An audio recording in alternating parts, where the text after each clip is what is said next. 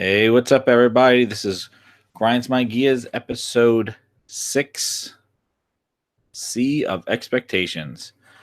So, I've been uploading some things, just been updating you guys what have been going on for the last week. So, for the last week or so, I've been updating some content on the channel, basically putting some gameplay up there. I put my Sea of Thieves gameplay up there, and that's what I'm going to talk about today.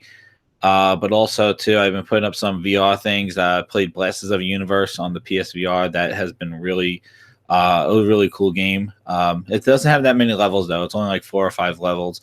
I'm about up to the last level right now, but just the variability with shooting the guns and basically adding different parts of the guns to change how you function and attack the ways of enemies is really neat. And yeah, I definitely recommend it. I think it's only $14, so it is pretty. I definitely think it's a really cool game for the VR. It's pretty polished. It looks pretty cool. But yeah, and put that on there. What else have I done? I've been putting in some to see if these up there, and I just been putting some just some gameplay. Just whatever I can, just to get up there and do some things. But the big thing that's been going on has been the Sea of Thieves. So I've primarily been playing it.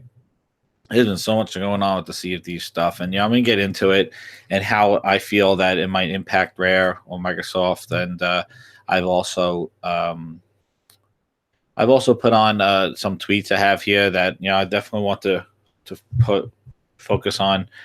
But so my initial impression of Sea of Thieves. So basically, just a brief thing of Sea of Thieves. I'm not going to go into so much about what it is, but what I want to say is, it was released on Tuesday, and it was it was released in Game Pass for $10 a month. You could play for it, and it was also $59.99 retail product that was also released as well, and it launched on Tuesday. I was able to play a little bit on Tuesday morning, and then Tuesday night was a mess, like with the servers. I couldn't get on, and then basically, then on Wednesday I was able to play all day for a while, and even Wednesday night right before playing an Xbox show, which I kind of given my impressions of what I thought of these on there, but I'm going to expand on them here. But so my initial, I went in with a 4-person crew. I've been in the technical alpha for this, and I'm gonna say what everybody's saying. The atmosphere and the water with the lighting is really awesome. Like the atmosphere that they created is really, really neat. And but that's kind of it's basically what everybody's been saying. Then the water, the way the water gleams off the light, and also too how the water changes different colors depending on the cloud coverage and things like that. I think it's really really impressive. I just want to shut my door, but yeah, so it's been really impressive. And I tried to play solo because at first that was the best way to get in, and solo is that's a rough ride because you have to navigate and you need to tag where you got to go, navigate the sails, and they tried their best to make it where you could look down and things like that. And hey, Shao, hey, what's up, Mark? Yeah, so they make it a way you could try to look down, look at your map, see how you're going on, and then basically moving through the water to where you have to go. Now the thing is that when you're by yourself, and it's a rough go. Like you have one cannon on either side, so you really are not going to really fight anything. That's probably for when you meet the Kraken, and I'll talk about that. I haven't met personally myself, but I watched tons of videos on it and heard tons of stories about it. But when you go into that little sloon, that little boat, and you head out there, it is it is kind of scary. If you do see like larger boats and things like that, like you're not gonna go after them and things like that. You could go a little faster, I think, than the larger boats, so you can try to get away. But it is kind of there's a lot of downtime. And this is one of my major criticisms from the beginning, was that when you're on the boat, there is not much to do, like to have fun. Like when I played with the Galleon and I played with 4 players, we had jobs. Like it was like you have to adjust the sails to make sure that you're hitting the wind and you're going the fastest that you can go. You have to hold the compass out to make sure that we're going in the right direction. You have to hold the map up to to make sure that we're going to the right island. And it's kind of a matching game, and you're sitting out there in the middle of the ocean trying to figure out what island you need to go to, and just like zooming in and out of the map to figure out where you need to go. There's no kind of waypoints. There's nothing, and that's kind of what their intent is that kind of like drop you into a world and just go. And and then you're doing all those jobs by yourself when there. But when you're with 4 people, you really need to have dedicated 4 people. And the reason why this podcast was a little late was I was in jail. I just jumped on with random people. They didn't like what I was doing on the ship, and they threw me in the brig. And I'm sitting in there for the entire, like, it had to be about like 15 minutes. And then when I got out of that stupid thing, and then also they got attacked, it kept filling up with water. I was drowning. I was not drowning. And then after I got out of it, about like it seemed like a long time. It wasn't like, no, hey, a minute or two where just check yourself and get out of there. I was in the break like this. And then as soon as I got out, they put me back in it. And I just turned it off. And I lost the loot that I went to go get in the treasure chest. And I put it on their ship and to show them. And I was saying hello to them, and nobody was speaking. This game is it's a challenge, and it is. You really need to have a perfect environment in order to at least have a grin or have a smile. And yeah, I know. Yeah, he was saying that they said that this is really Sea of Thieves is a planet with no man, like compared to No Man's Sky, and a lot of people are stating that, and I think it has to do more with the content of it at launch. I think the difference is that No Man's Sky actually had promises that weren't there on day one. Where Sea of Thieves, they've been telling us this is what it is from day one, and we were hoping that there was more than what they were telling us. And it is like the opposite of that, because basically it is what they've been telling us, and it doesn't make it any. And I told this to Smooth on our podcast about like getting kicked in the nuts. Like, even though you told me this is all that's going to be there, even though I'm playing it and that's all that's in there, that should not be acceptable. And, that should not, like, I shouldn't be like, oh, this is all I was expecting. No, I was expecting more than that. And, leading up to the launch of this game, there was a lot of people asking for more, like, hey, do you have harpoon guns? Do you have this? And Craig Duncan, the developer over at Rare, lead developer, was basically saying like, oh yeah, I'm a gamer too, and I always want more than what's there and more things and things like that. And you have to understand, like, they're not asking for more because they're gamers and stuff like that. They're asking for more because they don't think what they're seeing is enough. And they just start thinking about all these things that could be there, and they're not there.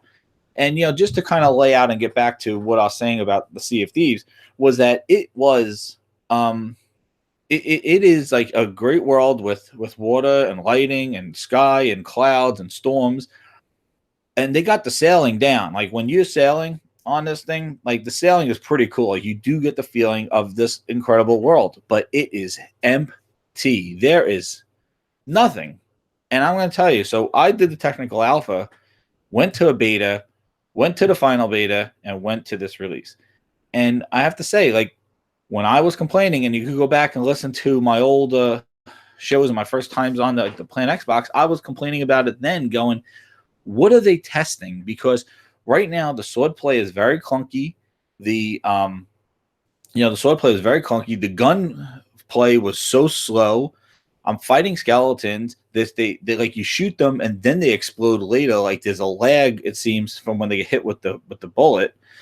And it was very clunky. I'm like, the combat, it's horrible. And I'm like, what are they testing? What are they beta testing? Like, you would think that if you're testing in an alpha, you're balancing weapons, you're balancing enemies, you're balancing quests, and are they giving too much loot? And is people progressing too fast? I mean, things like that.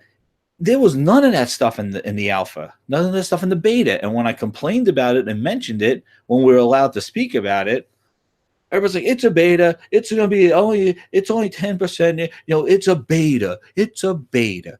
And it's like, but if they're trying to test stuff, you think they will be testing other things. And they weren't testing anything. I don't know what they were testing. I don't know if they were playing around with the Azure servers and seeing how that works, but it seems the opposite of what's going on because there is not a lot of enemies either. Like I remember more interactions and more things going on, and it seems that they toned that down a lot. And I don't know what their plans are. My whole thing was, why don't they just make it as a PVE and a PvP and make it a scalable kind of thing? When you go in, you actually toggle a switch saying, do you want more action or do you want more questing? And depending on that, you go to a server that might have less interactions than another server. Yeah, these are simple mechanisms, and I'm going to get into that about. Yeah, I was gonna say, at least you said that the same thing about Titanfall 1 and Destiny 1 and Division. It was hollow in the full game. Yeah, but the thing is with those games like Destiny, and this is where I say about the clunkiness of the combat. If this game was supposed to be PvP, and that's the focus, and I heard some people saying like, this is really not. It's not about the questing. The questing just gets you out there. What it really is about is the PvP and the encounters that you have, and and if that was the main focus of the game and the drive of it, those encounters and the dynamics of that, whether they take your boat, they knock you down, they crash into you, then there needs to be better combat. The hand-to-hand combat is atrocious. And the thing with Destiny is I didn't buy Destiny 1. I played the beta for Destiny 1 and I was like, nope, I don't want to play this. But I could tell you the thing that held people into Destiny was the combat, the grind and the grind. But the thing was is that they would tolerate, and I believe people will tolerate, and I know this from Destiny 2, but I did get Destiny when the Kings one came out. I did buy Destiny and started playing it. So I saw that the missions were really just protect the guy. And like you would just stay there and he would just say, oh, protect me. And then you just protect him. But people will tolerate poor, like dull missions if there is a reward and if there is actual, something like that. And there is the problem with this game is that the missions, the rewards are poor, and there's no progression. Like you're not leveling up to get better loot. You're not leveling up to be more dominant, to have a skill tree, to add abilities, to add maybe you could dual wield swords, maybe you could dual wield guns, maybe to give yourself abilities, maybe you could swim faster, maybe you could stay underwater longer. The list goes on and on and on of things that are not there for progression of skills. And that the scary thing is that it's not done, but that is the design. And that brings me to kind of what the tweet that I wanted to show. And this just happened about just a few minutes ago. I just caught it. And hold on. I'm going to share my screen and I'm going to bring up the tweet that I found. And it's right here. And I think I'm sharing my screen. So Ybarra tweeted something about, and actually it's pretty funny. I feel we could click on it. Somebody put an explosive barrel. It's probably going to be laggy, but they put an explosive barrel under a ship and it looks like it glitched in the sky. But yeah. And yeah, you can see how that wasn't meant to be. And it is doing that. So anyway, that was a thing. And then Ybarra said, I have to do this. And then Phil goes on and he goes, I'm not sure how Gamer Boss wanted to do that. And what happened is the Downer, who we know has been kind of down on this game, him and Tim Dog been going at it. He goes, I don't understand how this game was released, literally bare bones, no pun. You don't think that's bad for the long-term health. And I think he meant that. The reason games like Sea of Thieves are successful, like Minecraft, is for underlining depth and social aspects.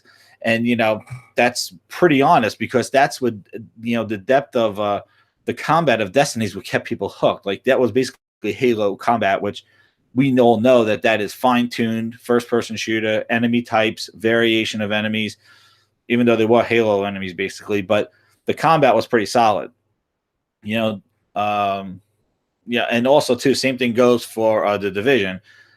Nobody complained about the combat. It was just the lack of variety of missions. But the same thing was for Destiny. It was basically protect me missions.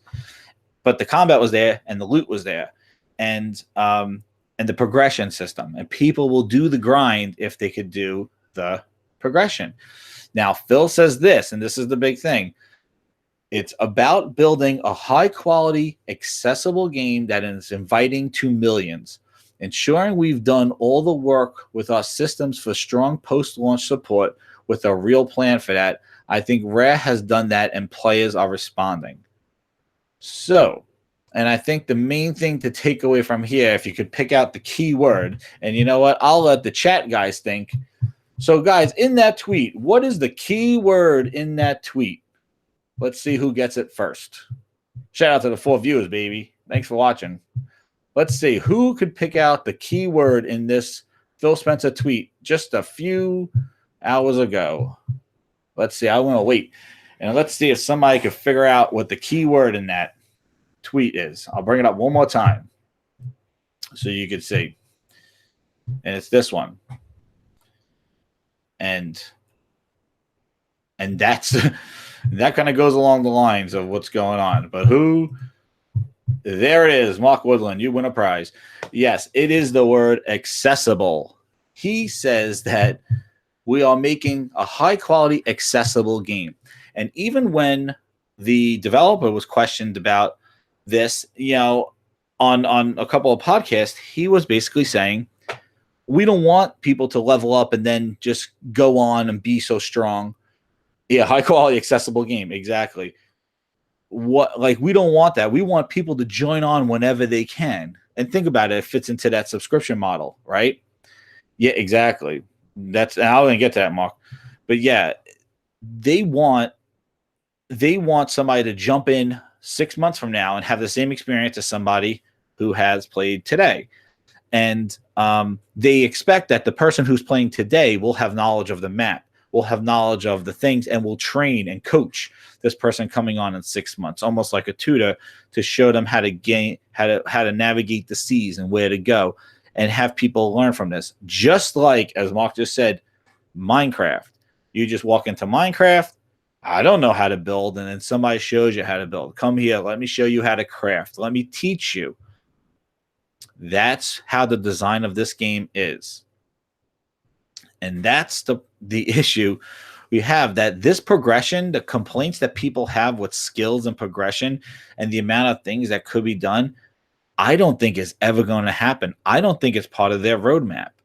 And that's the thing that we're going to have to kind of absorb, is that this game is going to get stuff. Like, it is a bare bones right now with 3 types of people who give you missions. You get gold missions, you go get the skulls, find some skulls, and you get to go hunt animals, and just not hunt. I wish I was hunting.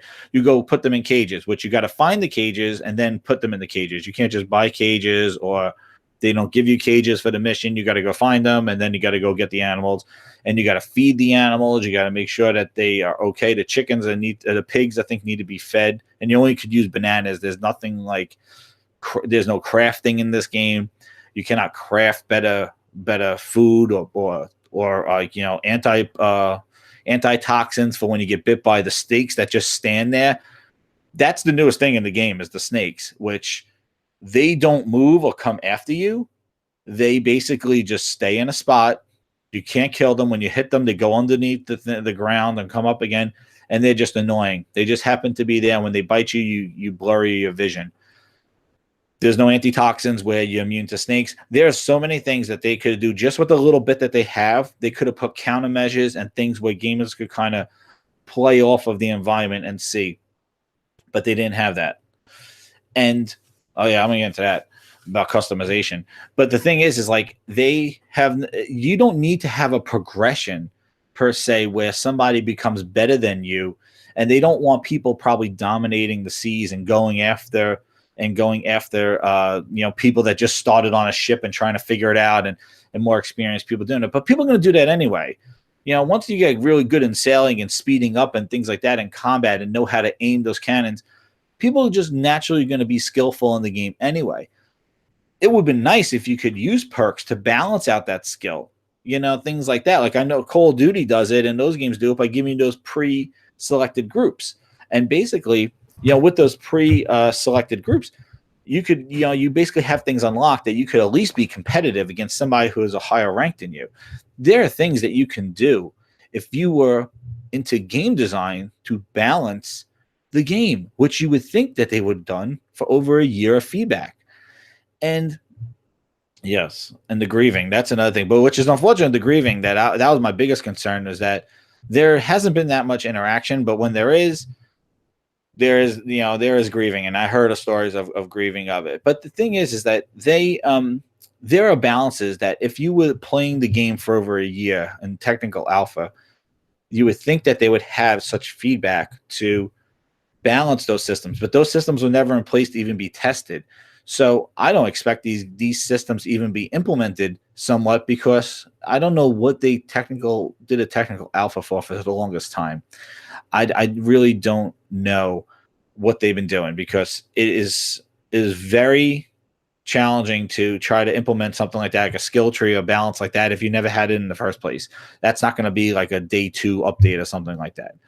So the problems that I had with the game is, they are apparent right now in the final build, but I was, complaining about these things or mentioning them, being critical of it before this whole thing was in alpha and stuff like that. And I was told to wait.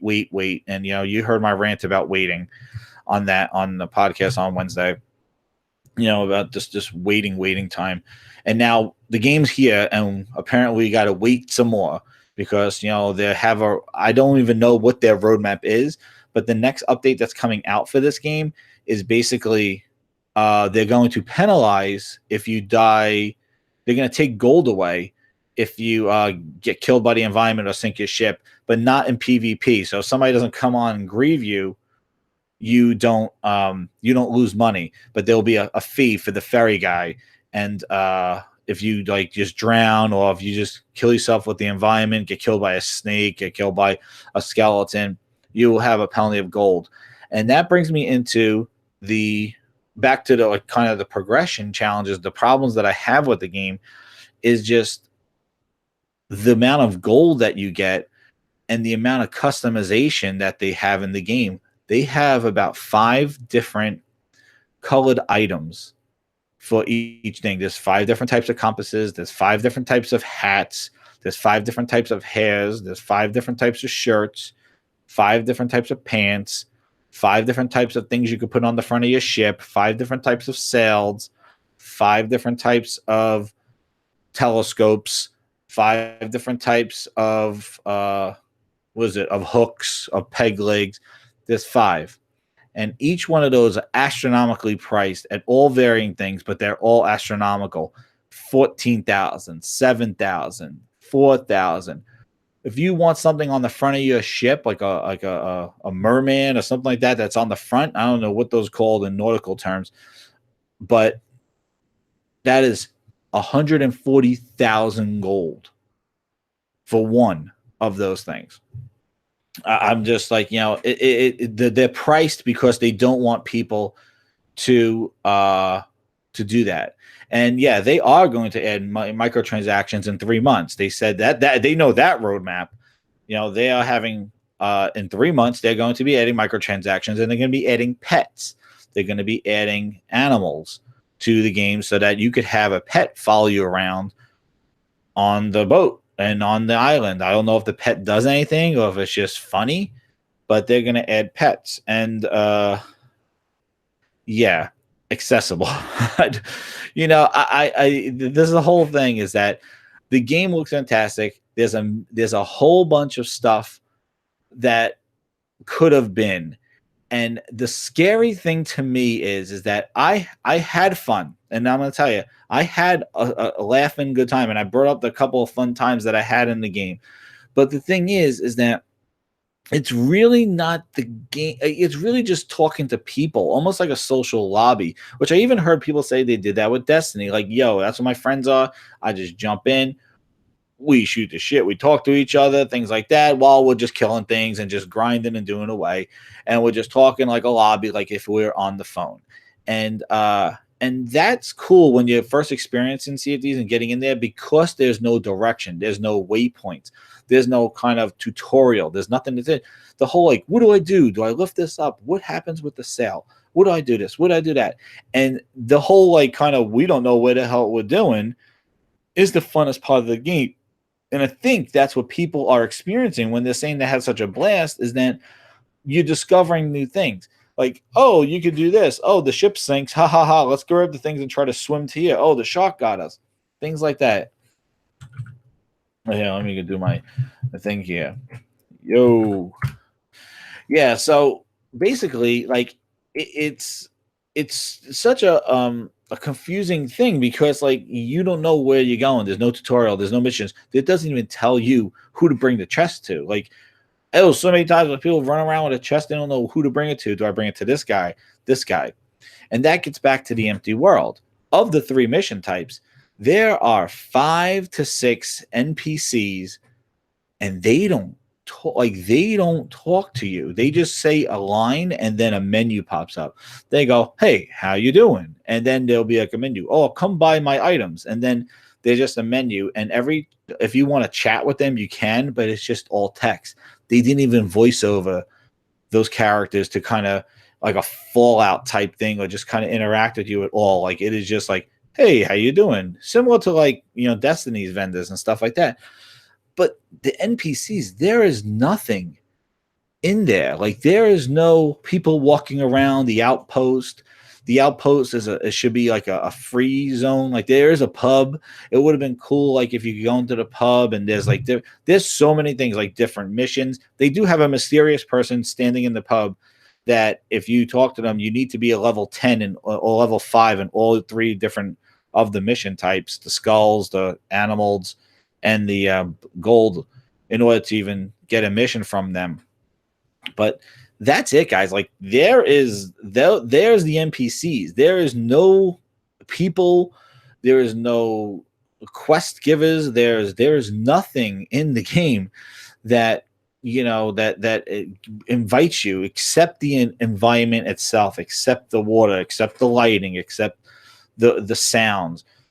That's it. Like, there is no kind of culture, or just trying to finding who these people are and what this is about to get you really into the role play.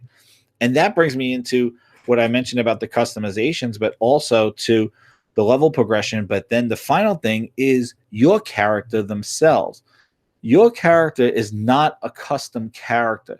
Your character is created randomly, and you get to choose from a wheel of random characters, and you could just pick and choose random pirates. You cannot customize them, what they look like. You cannot you cannot choose what their face looks like, what their body type is. You'll be just clicking on refresh, refresh, refresh, and then you could select. That was something they took out of the beta. Oh, people were saying they liked one, but they didn't want to lose it. So we made you lock one, so you could lock it and then refresh the other ones. Yay, because that's kind of what you use a beta for. I don't know why it's not a custom character. And that leads me into the whole thing, is that if cosmetics and customization of you matters so much, you should have been able to create your own pirate. Now, all you're getting is a random character that you can dress. So if you want to play dressing dolls, like, that's what you're doing. Like, there's no investment in creating your character. You're basically just saying, well, I want to put a shirt on him. Who cares if it's a real thin guy that you chose, and now you want him big, or you think you look better with the big. You can't do anything. You have to pay 350 gold to change the hair on their face, mustache, mutton chops, a beard, things like that. If you want to do that, they're 350 coin. And to give you a perspective of that, the first couple of missions, you're getting 80 and 100 and 250. We turned in about 3 treasure tests, and I went to a level 10. I bought the next level of missions, and I only got 150 coin. We turned in 3 treasure chests and a skull and got 280. But no, 350 we got. I'm sorry. I had enough to buy a mustache. That was it. So $350 to put a mustache on my guy. Now, I could have chose a random guy that had a mustache before, but once you choose your pirate, you choose your pirate. But in a game that involves customization, and it's all about what you look like. How can you not change that? How amazing would it be if you could actually do sort of like what EA or NBA 2K18 do, where you could use an image of you and upload it to the Sea of Thieves website? Hell, they had a friggin' app that would make them or something like that turn it for Twitter. Like you basically could turn into a pirate, like make yourself pirate, like be a pirate. That was the thing. Why couldn't you just take a photo of you? It puts you in a character or something like that, and you could actually be yourself in the game. Like, holy crap! Like, hello, it's out there for other games. Why you're this is and say like, oh, you're talking crazy. This is a first party exclusive right under Microsoft's nose. This is not a timed exclusive. This is not a second party handshake deal. This is not a new developer. This is not a brand new studio of mishmashes from other studios. This, and exactly what Mark said, this is 4 years in the making under Microsoft's nose. They own Rare. They own the studio. They own the tech. This should have been everything that they could have delivered in a game. And that's where all this kind of it's empty kind of things. I don't care if you want it accessible, make it accessible. But when there are opportunities for you to really incorporate the best that you can, this was it. And that's where my biggest disappointment comes of the sea of expectations. This is a first party game of the few studios that Microsoft has the lights still on. They shut down a lot of them. They kept the lights on for a few of them. And this has a huge legacy of Rare's comeback. And they should have thrown every type of thing to it. You should have had put your faces in there. Your faces go to the cloud. Your character is basically you be a pirate. Now makes sense. And then now you could put your hats on. Now you could customize yourself. But you just select some random generated characters with random peg legs, and you could be clicking on that thing for half hour trying to find something that you like. And then now your goal now is forever in this game is to dress that person that you don't even have a real investment in because you didn't create them. I see what people do with creations. I see what people do. Like, people really take part in that. I'm not a huge fan of just like sitting there tweaking noses and bridges and how wide the eyes are apart. I'm not a super fan of that. Like, I don't spend that much tedious, but I try to make it look a little bit like I want to do. Like, I like to have that, but I'm not in there adjusting each eyeball. Like, I kind of get a general face and then mold it the way I want. But at least it's mine. It's my unique character that's going to go into this world. And then making it look like you or making it look like somebody else. Like, how many people, if they were given that thing, would try to create themselves as Jack Sparrow? Like, how many people would try to be Blackbeard? Like, how many people would use pirate lore and actually try to create somebody? That would have been hilarious that people could do that. But you can't. You got these 5 or 6 whatever body archetypes. You got random kind of parts, eye patches, beards. Like, you got to like go through the thing. If you want an eye patch on somebody, like, you got to like go through it. It really is ridiculous. And the thing that I'm just going to kind of go on a tangent with is this coming from Rare. And just, I don't understand. And this is what I said. This is the only studio that Microsoft has has a huge legacy. This is it's not even like 343 or a coalition where it's kind of like a skeleton crew that they built around of like former developers. This is Rare. Rare has changed, obviously, but they didn't have the shakeups that, like Bungie they pulled Bungie and they put 343 together.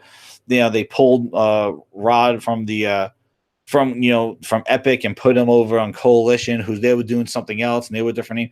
Rare's been Rare. Yeah, they had turnovers. Yeah, they had a whole bunch of different staff, and they're probably not the same group that was there doing advertising stuff, but this is Rare. They have a legacy. And you want to know what Rare's legacy is, guys? I'm going to tell you. Rare's legacy is not giving you generic people and putting them in worlds. Rare's legacy is characters. Rare, and not on the same level, but they are like a Disney. They are like a Nintendo. They make iconic, unique characters. They're not known for the best gameplay in the gameplay in the world, but they made so many different games. They made Perfect Dark. They made a first-person shooter. They made platformers. They made Aussie Pro-Am. They made all these different types of games. They're not known for like an RPG studio or anything like that.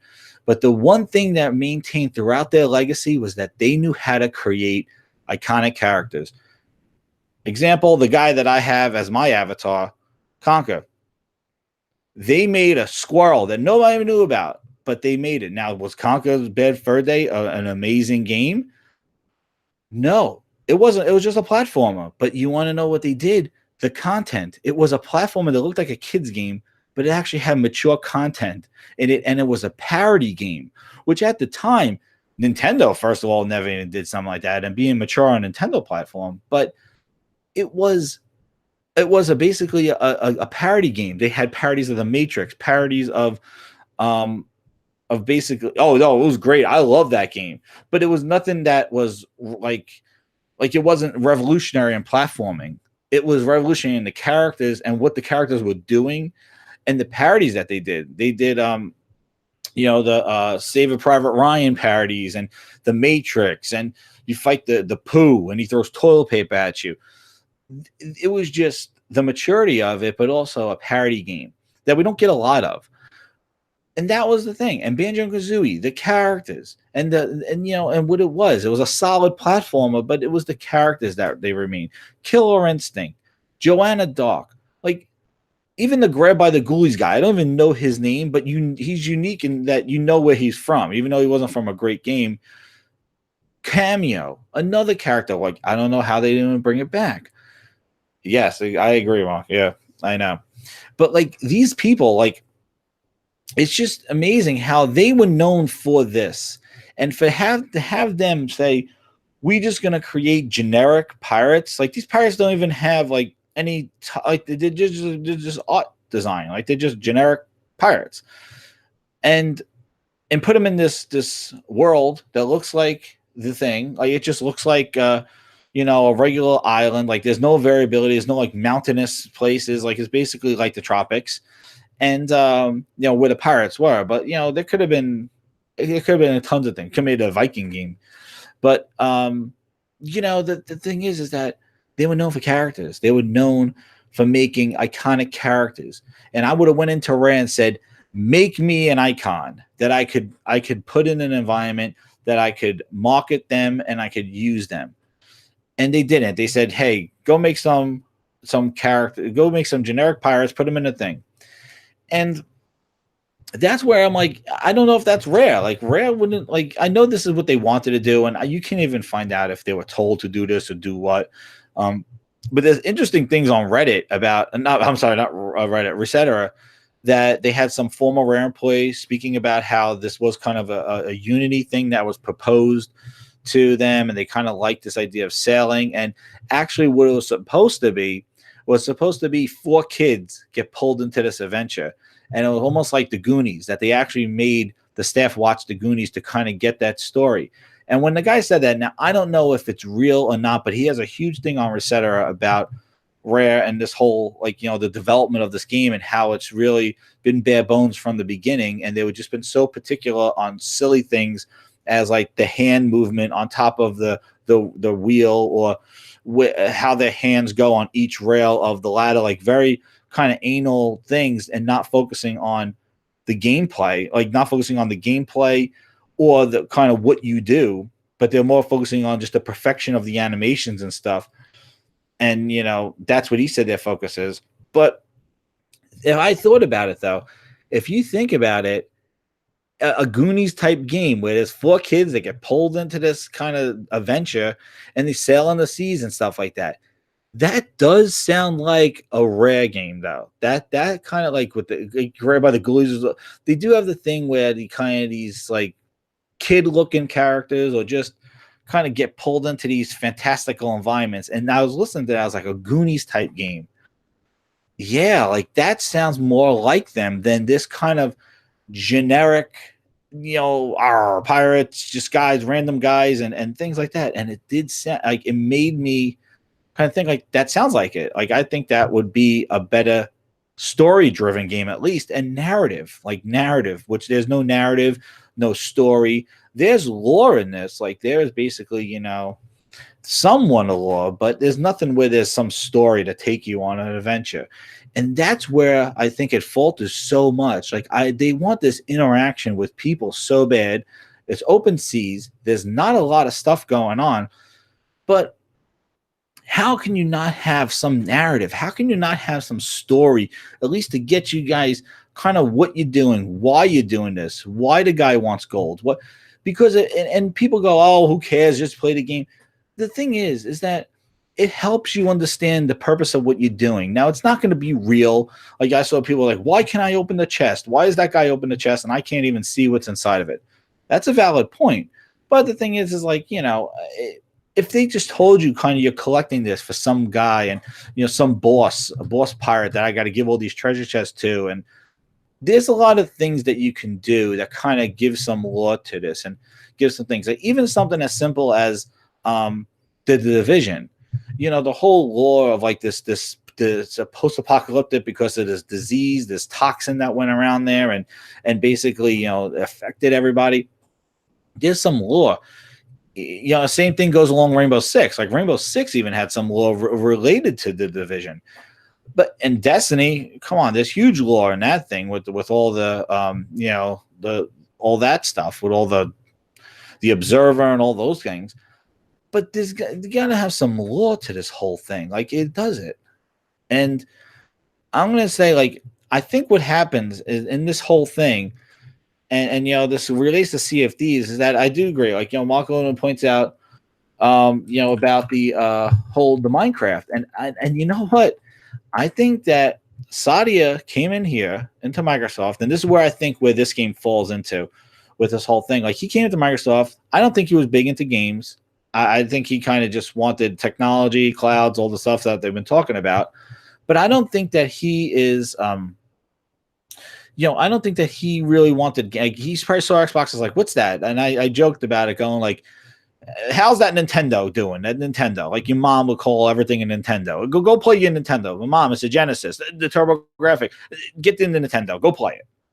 And I think that's how he was. Sort of like he walked in, he's like, what's this Nintendo? We got a game system? This is a Nintendo thing. And I think that he wasn't really serious about it. And I think that he really, I think they pulled back a lot of the funding, a lot of the focus on it. And Phil had to propose opportunities to be like, no, we could sustain ourselves. If we reach out, there's going to be 2 billion gamers in 2 years from now, 3 billion. We got to reach out to all those guys and we could get to them with services. She still says Nintendo. Like you're playing your Xbox. Like, how's the Nintendo? What's the Nintendo? I know. Then I feel like he sits around the round table and goes, Phil, how's our Nintendo doing? And Phil's like, you mean the Xbox? The Nintendo. What was it? Right? The Mario guy jumps around. No, that's not our platform, Sadia. Oh, okay. I'm sorry. Who we have? We got that green guy, right? Bowser. That shell guy. No, not that guy. It's hilarious. Like I really think. But they want to reach 2 billion gamers, and they're not going to reach them by hardcore shooters or focus games that they used to focus on in the 360. Now we're seeing that. Like that's not where this is to reach two. And I think I spoke about this like to the Cloud episode 5. If you want to go listen to that one, about how what the hell does reaching out to 2 billion people look like? What kind of game is that? What kind of portfolio? I'm sorry, hit the mic. What kind of portfolio is that? Like, you're not going to reach out to 2 billion gamers with one game. Like, even as successful as Fortnite is, like, that's a huge tall order. But they just want to say, like, hey, the population's out there. We need to touch them in some way, either through development, either through tools, either through services, either through watching, because watching apparently now is successful if people are watching a game. I don't know how games now turn watching is successful. I don't, they're not movies. You're not paying to watch either. You're watching for free. You're clicking on a thing. So I don't know how, I guess it gauges interest, but, I don't even know how watching is a success story for a game that's supposed to be played. You got one person playing it and then 1,000 people watching. And even nonetheless, you're watching it through Twitch, which Microsoft is like showing Twitch numbers when they decided to buy a competitor to Twitch. and Mixed numbers are horrible compared to the Twitch numbers. So I don't even know how, oh, well, we got 100,000 views, 200,000 on Twitch, and Mix is sitting there at 2,000. Like, you bought a competitor to Twitch, you should be whatever. That gets into the whole competition thing. But I think when Sadia came in and Phil's like, look at Minecraft, and you look, every interview that they do, look at Minecraft. Like, Minecraft's everywhere. We have and I think it was with that interview that they had. What really triggered me was that the guy that turns on Minecraft on the Switch, he's an Xbox gamer. Like, huh? That guy, the guy that turns on Minecraft on his phone, on his iPad, that's an Xbox gamer. Like, what? They're playing on our Xbox. They're not playing on your Xbox. They're playing. That's not an Xbox gamer. That is somebody who is playing a game that you possibly developed in. The problem that I have with the Minecraft example, and this goes off of the Sea of Thieves, but I'm gonna bring it back to Sea of Thieves, is that Microsoft did nothing to make Minecraft what it was or what it is today. Microsoft did nothing. Minecraft was everywhere before Microsoft even put their foot in the door to Mojang. Minecraft was everywhere. It had a following in the game. Maybe they could say because they developed it on the Windows, that thing was like everywhere. All Microsoft did was keep the lights on. We're going to pay your electricity bill from now on. That's all Microsoft did with Minecraft. And they call it the success story. That wasn't developed at Xbox headquarters. That game wasn't developed at Windows, like the Windows headquarters group. It wasn't like a what is it? It wasn't a Solitaire. You could even say them putting Solitaire on all those computers in all those years. They reached out to so many gamers with Solitaire. Yeah, because they put it as a Trojan horse. And that's eventually what they want to become. They want to become a Trojan horse. They want Xbox and the app to be a Trojan horse. They want to ride the coattails of all the other success stories and make it their own success. And they're doing this by reinterpreting what an Xbox gamer is by saying that somebody turns on a Switch for Minecraft, that's an Xbox gamer. And they could do that self-proclaimed thing, but they're turning into a friggin' Trojan horse, a virus. That's what they want to turn into. And the problem with Minecraft was that they never did that. They never kind of did the deals to get Minecraft on PS4. It was already there, PlayStation 3. They did nothing. All they did was now put more funding on it, which, by the way, where is that 4K update? I've been hearing that it actually is going to be an enhancement pack that you're going to have to pay for. Going back to Aaron Greenberg's going 4K updates and they're free. Remember everybody kind of questioned that? Well, I think they're probably relating to Minecraft that I think is going to be a 4K texture pack for Minecraft. And I think that they're going to charge for it. $10, $15. That's not going to be no free update to Minecraft. And I'm telling you, man, and I think they're going to charge for it. I've seen those vouchers. I saw some things going on with the vouchers that it looks like it's going to be a texture pack. Yeah, I know. Smooth. Hey, shout out to Smooth. What's up? Yeah, I've seen the cards for it where I saw somebody going it sounds like it's going to be an update, and hence why it hasn't come out yet. But that's going to be a slap in the face that if they charge people for that Minecraft 4 texture update, I hope it's free. I got to go back and listen to the videos and see if they really specify if it's going to be free. But irregardless of that, the thing is that Microsoft didn't do anything to make Minecraft the success that it is. Minecraft was selling the swords, they were selling the creepers, they were selling all that stuff before even this was mine. There's a lot of mods, 5 people that are watching. Anyway, everybody can speak their mind. I don't care. It's great. But basically, yeah, they didn't do anything, but they keep using it as an example, as a success story. And I'm sure it is. They bought Mojang, they paid the money, But the thing is that they didn't. They got to make the next one. They got to show me what the next Minecraft, not Minecraft, but the next game that's structured like a Minecraft. And I really think they think that Sea of Thieves could be that game. I think it's very telling that Sea of Thieves could run as a low resolution as a 540p, And they kind of say, well, that's kind of entry, like we can make this run on kind of anything. And you can look, and they support very low, very low resolutions. And I knew you could do that, but I think they pointed it out in one of the interviews about how there was a reason why they wanted 540p, because they want to reach out to as many people as possible. And it goes back to Phil's tweet in saying that he wants to build a high quality, accessible game that's inviting to millions, guys, to millions. That's what he wants to do. He wants to make ensuring we've done our work for systems and post-launch support. And that's what you see. They're already kind of going to add the penalty for dying and stuff like that, where they're going to take away your gold. So the thing is that it all comes back to this whole service game and this whole Game Pass. And I really think that Game Pass really saved whatever Sea of Thieves hype would be, because it allowed people to experience it. And that's their way to reach out to millions. And it's by giving it at a low cost, low entry, hoping you hook some people on Game Pass. Because this game's sitting on a shelf for $60 with the content that it has right now, would have been a flop and a half. It would have been the clearance bucket. It probably would have been $40 in 2 weeks, like on sale, like one of those deals. Because $60 for what they're offering right now is really not good. And also for a game that's solely online, totally dependent on friends' experiences and things like that. And everybody because has the job, similar to like Rainbow Six, but there's so many opportunities. And the other thing too, regarding the whole progression and access to millions and the jobs on the ship, people ask them, why isn't there mini games on the ship on Craig Duncan? Like they asked him, and he goes, that will ruin the game. Like that will ruin the experience of the game. And I'm like, huh?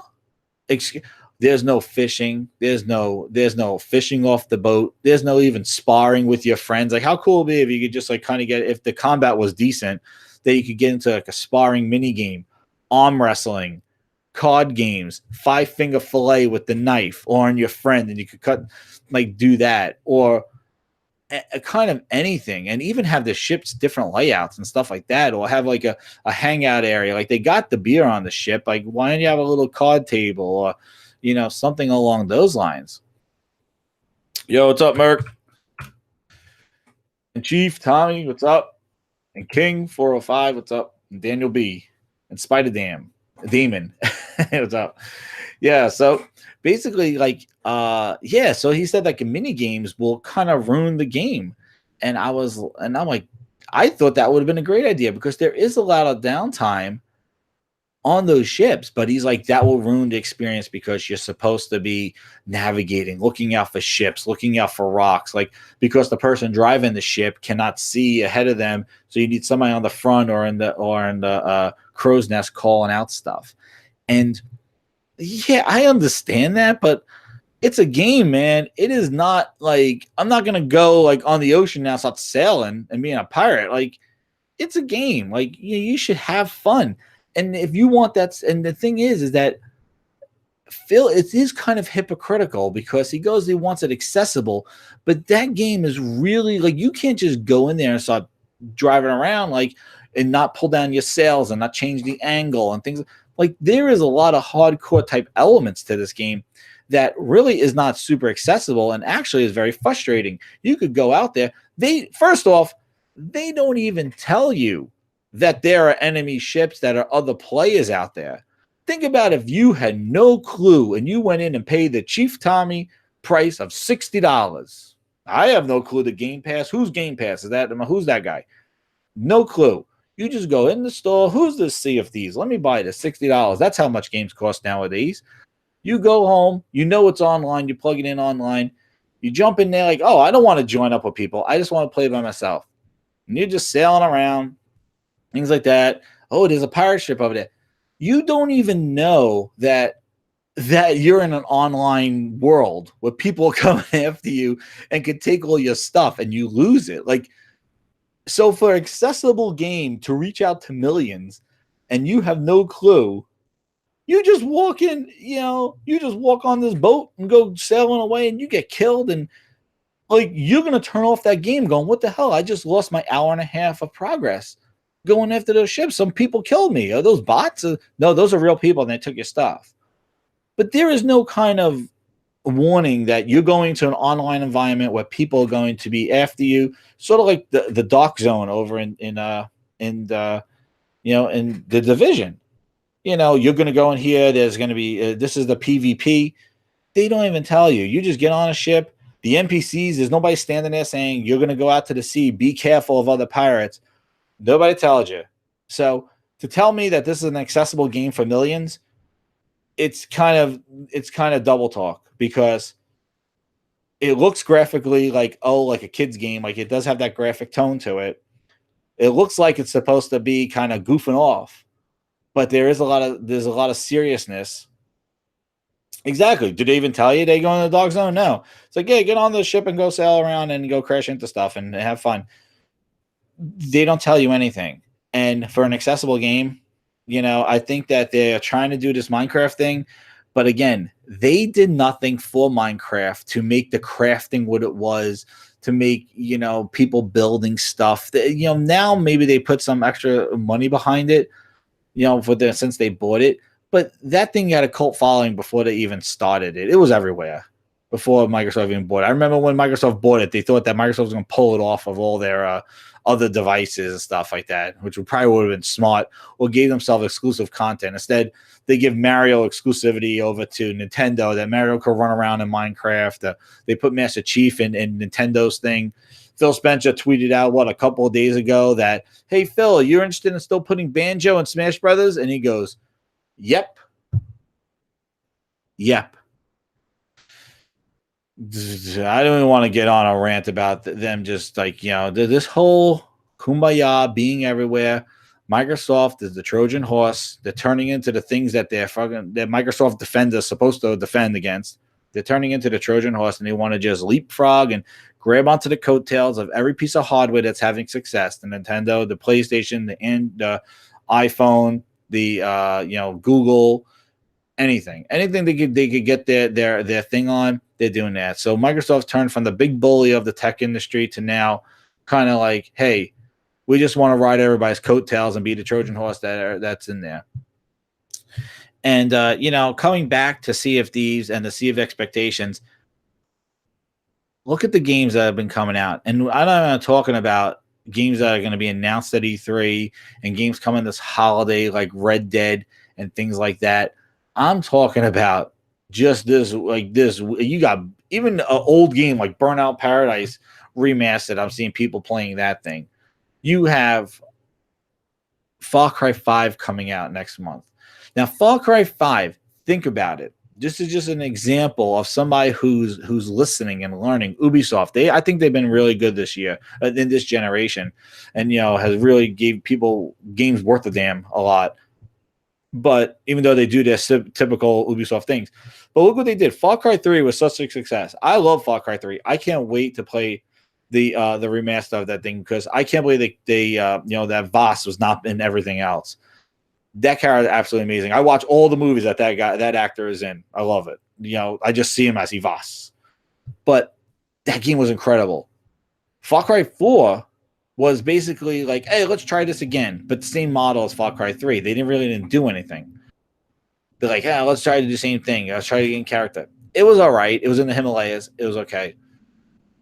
But, they added hang glide, all that other stuff. They added some things to it, the snow atmosphere and things like that. That was the snow environments that were different. And then they kind of said, let's take the same map of Far Cry 4 and let's do Primal. And again, Primal was kind of a weird announcement. They announced it. It came out like a few months later, early in the year. But then look at Far Cry 5. And Far Cry 5, and also, if you think about it, Far Cry 4, I don't want to jump ahead, but Far Cry, they did the, all right, man, see you later, Tommy. So, basically, the Far Cry. So what they did was they did like that retro version, right? Arcade, and they did that Blood Dragon for Far Cry. I think it was a Far Cry 3. I'm sorry, but it was in between there. So now they take Far Cry 5 and they kind of merge it all together. So now they're taking Far Cry 5, they're bringing it again. They start with the villain, which I always think is I think it's really awesome that they do this with the Far Cries. they make the villain the guy that you get to know. It's not about the hero. It's not about the hero. It's about the guy and about the villain. And then it's like you go against the villain. So it's pretty cool. But anyway, so what they do is they added now an arcade mode to it, which basically is the custom maps, which I love. I'm so glad they added that because Far Cry 3 had it. Far Cry 4 did more co-ops, things like that. But Far Cry, now they're doing environment, they're doing PvE and PvP of 15 people with the arcade mode with co-op. It's awesome. And they took everything and put it together into this big, huge package. And I'm sorry, but next week, Sea of Thieves is going to go, blah, blah, it's going to drop even more. It's been dropping. But man, this thing is going to be blah, blah, like it. Far Cry 5 is going to come out, and I think it's going to really be incredible. It's first time in the United States, but they kind of learned from the history and put it together. And the thing with the Sea of Thieves is that you have Rare's history, and you think that this will be a culmination of a Rare comeback, and it kind of just fails expectations. Like it's just generic pirate guy in an open world with no direction, fetch quest missions, some fun, funny times, but those funny times are really the group of people you're hanging out with. Like if you're hanging, oh man, you got to play. Oh yeah, Monday. I can't wait for Far Cry, but you're hanging with the group of guys. If those guys are fun and entertaining, you have a beer with them, you hang out. They're fun just in party chats. They're goofing off and stuff. They're gonna give you a blast in Sea of Thieves. It has nothing to do with the mechanics of the game. Yeah, there's some things that are kind of funny that happen, but the people you hang out with is that. And the thing that I have is that that's hard to kind of say, oh, that's going to be everybody's experience. And when I see people kind of on Sea of Thieves, they go, well, it's not for everybody. It's not for everybody. But you look at Phil's tweet and he's like, this is accessible game for millions. And it's like, but they're saying it's not for everybody. And, the final thought I want to leave on Sea of Thieves, on my impressions of it, is that I'm kind of fearful for what this is going to become. Like, I think, first off, the Metacritics it's been a 67, 68, and OpenCritic is at 62 or 61. And you look in, and then you see like the list of them. You see like the Shadow of the Colossus, Ni no Kuni. You see Kirby. Even Kirby came in like at 77, I think. And that game has been fun. I've been playing that thing. But again, that's not like the system seller that Nintendo has. Like, but Nintendo's going to roll out Mario Tennis and forget about Super Smash Bros. That's going to break everything because I can't wait for that either. But you look and Microsoft, as I said, and I think it's like episode 2 or 3, they're cheap. They've been acting real cheap, and I don't know if it's Satya holding the pockets and closing that checkbook going, no, guys, I don't think so. We're not doing those Tomb Raider deals. That really didn't work out for us. I think we're going to hold off on that. You know what? Those exclusives about the remaster, that's too much money to give those guys in Phantom Dust. Bring it back over here. Let's cut costs. Just relaunch it as a 1080p. I don't want to, let's not remake it. I don't want to do that. Halo 3 anniversary, 10-year anniversary of Halo 3, the culmination of the trilogy. Greenberg, just send out a tweet congratulating Halo on 10 years. No. We're not going to remaster it. No. We're not going to have some special edition, Master Chief, right? No. We'll just bring it back. We'll just, just Greenberg, Major Nelson, just send out a tweet acknowledging that it's been 10 years for Halo 3. Don't worry about it. And they've been kind of very cheap. And my thing is, and I heard too about the whole, Sea of Thieves. If you look, they really weren't hyping it too much prior to the beta launch. Like, I think they were very surprised when the people showed so much interest when it was actually open to the public for the public beta than with the technical alphas and the private betas, that they were very surprised that, whoa, the people are basically, liking this game. Oh, maybe we should put a lot. And then you start seeing the guy shooting out the cannon with Sea of Thieves marketing. And, they kind of ramped up as they got closer. And, because we haven't heard that much about Sea of Thieves. Like, it was in beta and alpha. Nobody was allowed to speak about it. You had NDAs. Instead of which makes it very interesting. It's like, but wait a second, we're supposed to be providing feedback just to you. Like, Why can't we talk about the game and have other people suggest things, and maybe then that gets relayed to you and seeing what the interest is of what people might want? But you put us all under this strict NDA.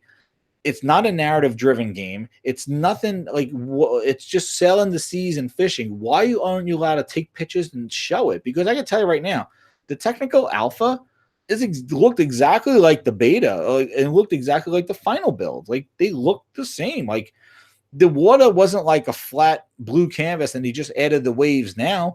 That water looked like that from day one. The ship layout was almost the same. They did have the voting at the bottom. They added the cabin. They changed it a little bit, but not by much. And I think there was only 2 levels in some of the galleons, and they added the 3rd level. But the thing is like it really was it was an opportunity for them to kind of really, put together ideas and really give people what they wanted. And it really I don't know if the money and their support, like he says there's going to be a lot of post-launch support, but again, I understand that PUBG and everybody likes that game, and it's in preview, but they celebrate every update, and every update stability, stability, stability. And the thing that I don't understand is that you had Sea of Thieves right now. That game would have been perfect for Xbox preview. You didn't have to sign a deal. You didn't have to sign nothing. You could have put that in preview last year's E3. Sea of Thieves is playable today in preview, everybody. Thank you very much. And people could have played it, paid $30 up front, and basically could have provided feedback. And then you want to charge $60 now the full game. They added more missions, things like that. But that game was perfect for preview and feedback. Instead, you put it in don't talk about it for a year, technical alpha, while they figure out what's going on, which again, come back to my original thought, I don't know what they tested in Sea of Thieves. And my fearful is this is going back to the Metacritics and things like that, is that I think Microsoft's going to see that this is not really they're going to talk about engagement, but I think that the critics out there with the ratings, I think is really going to hurt maybe Microsoft's kind of like how much money, how much investment we're going to put into this game.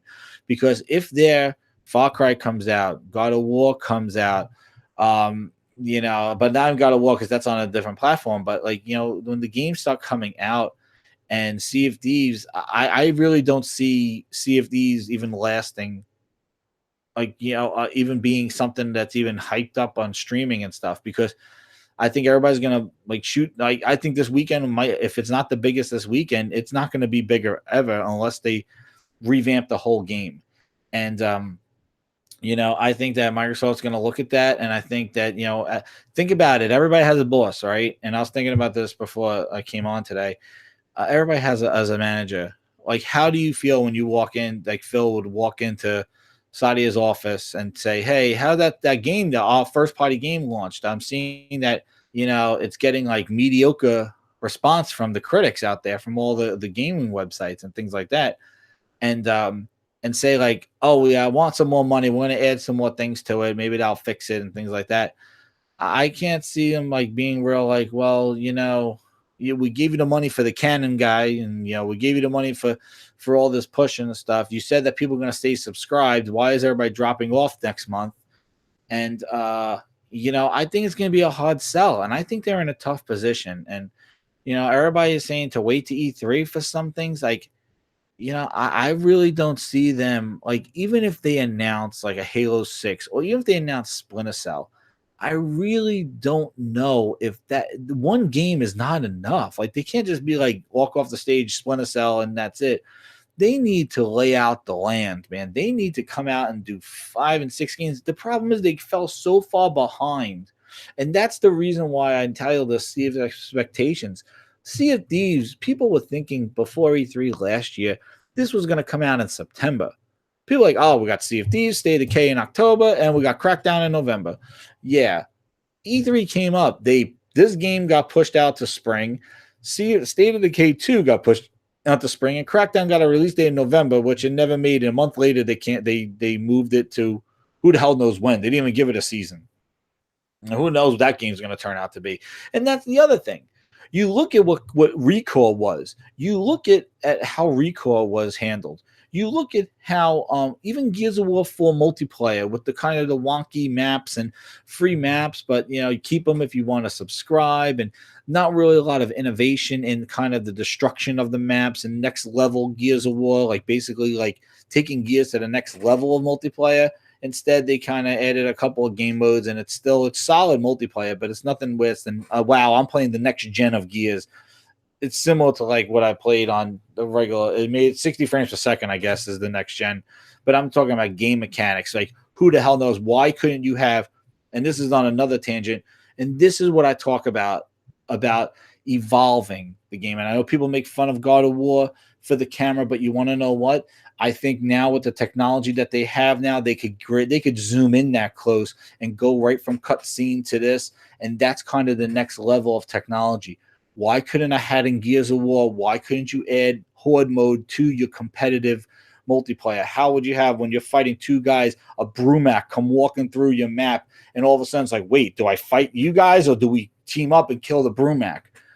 That's what I'm talking about when I'm saying the next generation of these games. That you don't have to turn Gears into a side scroller or even to an open world, which I even think that would work. But why couldn't you add kind of next level, merge horde with competitive gaming? This is the next generation, guys. Let's do it. I know they did it in Halo. Why couldn't they do it in Gears? But that's the thing, man. They could. That's where I want to see that innovation from them, and I don't see it. I don't see that investment and that innovation. And then you look at Recore. That could have been their Zelda if they gave a damn for it. And that thing is empty. It is kind of just very kind of loose controls. I've been playing it. I'm like, wow. And I've been bouncing between that. And then I go to Horizon. I'm like, wait a second. The kind of same thing with like robots and a girl fighting the robots. And, they're in these open worlds and things like that. And you look at and it's like, well, wait a second. I know one's 30 or one was 40 and one was 60. But like, you look at the two of them, it's like, all right, if I just asked you right now, who actually invested more in these games, you could say it. And things like that. And then you look at Recore, and it's kind of could have been this big thing. It could have been, Jewel could have been there at the next kind of Aloy or something like that. Like just have like Aloy now showing up in Monster Hunter. If that game wasn't what it was, who gives a crap about Aloy? But they actually gave themselves another icon to stand next to Kratos, to stand next to Joel, to stand next to Nathan Drake. They gave themselves another character. Microsoft gave us generic pirates, and they gave us Jewel at $40. She got remastered too. Damn, like Jewel got freaking remastered. I'm like, what? Excuse, that Recore needed a remaster, but they've remastered it. But you're just polishing up a turd. Like, come on, guys. Like, what the hell's going on here? You're being cheap. Well, and that's what I mean. They got these long pockets and short arms. And where's the evolution of these games? And I don't want to get into them launching a hardware in November and then talking about beyond the hardware, or then going like hardware and then think about it. They had a whole inside Xbox. This is going to be like my multi-rant on here, but they had a whole inside Xbox. Do you see Major Nelson with the friggin' microphone go up to them and go, Dan, whatever his name is, Duncan, we just launched the most powerful console in the world. Can you tell me what did this console allow you to do in Sea of Thieves that can't be done anywhere else because of all the power of the X? The only thing that they showed the X existed was Major Nelson with a 24-karat gold console. And that even wasn't really clear whether that was an S or an X. It was just ridiculous. But they didn't even promote the X. And that gets me on a whole other rant. But the thing is that I just there is no demos of the X anywhere. Like I don't see that thing set up at Walmart, Target, Best Buy. It is set up at Best Buy. It's set up like a museum of Xbox. It's like, oh, here's a black box, here's a white box, here's some controllers, and it looks like a museum. They're not even plugged into TVs. I don't know who thought that was a good display. That's great if I'm buying a car and I care about what the hell it looks like under my TV. But I want to know the capabilities of the box. I don't know what the hell the box looks like. I don't want well, here's the X, here's the S, and it's like lined up like a friggin' museum. I don't know who thought that was a good idea. Meanwhile, the PlayStation VR guy is there, surrounded by VR. He's throwing it on people's heads. He's like, "Get over here!" He throws on the VR, and Sony, they're whipping around. There's a crowd around them on a friggin' weekend, and the X is sitting there as a dummy box, sitting there in a lineup, like it's in a lineup or something like that. Not even plugged into a TV. They're hanging clothes over at GameStop. But the thing is that you have to acknowledge that you released a $500 console, and then you kind of, and that has empty promises. You know, you're not really throwing all your money behind that thing and really kind of making sure that these games shine on there. They're just resolution bumps. And then you say leave it up to the developers. Well, actually, there's some games like Sinner that is not even from a Chinese developer. That's not, it's like a Dark Souls type game. Supposedly, I just saw a tweet that it's not even getting an Xbox One X support. It's just a PS4 Pro because they said Sony's been supporting them. I guess. Good job. Like, you know. And then you see the South Korea, you see Korean news saying that we don't have any money to advertise anything Microsoft. We have no money.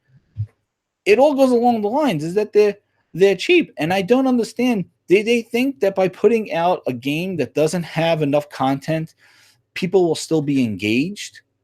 Like, how do you reach out to the millions and billions if the base game is not engaging? It's a good laugh, but is it something that's going to last over a month or two? And you think that by adding little things to it, you're going to keep people around? It's going to be for somebody. It's going to be for people. I'm not saying it's a trash game. It is just a missed opportunity. Just add it to the list of missed opportunities. They had no launch specific lineups for the X. A missed opportunity. They could have priced the X at $400. I don't care if it's good business. I don't care how much is in the box. I don't care the GPUs. I don't care how much it costs. I don't care any of that. All I care is what the price is. And they're $1 billion company. They could have priced it competitively and moved on like every other friggin' person does. They price their consoles with knowledge of what's in the market, and then they price it competitively to sell. Microsoft priced theirs to sit and collect dust. So that's where it's going to be. And that's why they haven't won NPD since. And now we have Sea of Thieves, the game that had so much anticipation because it's the first time that Microsoft, this is not a Lucky's Tales deal. Like I said before, this is Sea of Thieves. This is Rare. You bought Rare. You own Rare. This is under your nose. You travel there. You could write off your travel to Rare because they're part of your company. They are under your nose. They were in bed with you from day one.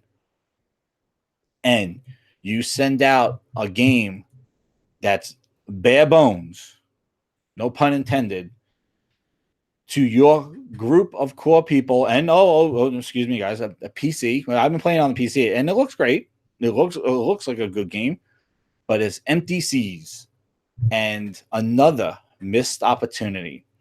Now, I was on the other podcast talking about State of Decay 2, I was a little unfortunate about how, how State of Decay 2 was not a full, a $60 game. And I know that price doesn't say anything because I think Sea of Thieves is overpriced at $60. But State of Decay 2, I'm hoping that's the only game that I think that could pull out, and I think it's going to have more content than Sea of Thieves.